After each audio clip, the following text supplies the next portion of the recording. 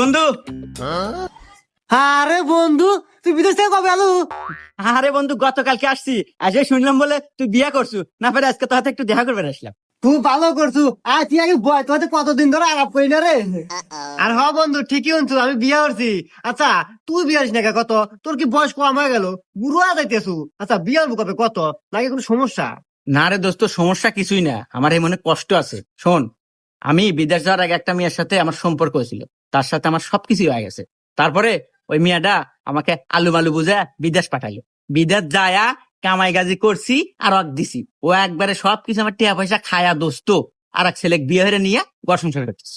ইস রে বন্ধু, কষ্ট লাগলো। আর কি কমু কয়া, এই যুগের মেয়েরা সবাই সবাই ডুপ্লিকেট। একজনের সম্পর্ক হলে সবকিছু হলে আরেকজনের বিয়ে নিয়ে থাকে। হে আন্দাজে বন্ধু, আমি বউটো পাচ্ছি একবার নিখুঁত।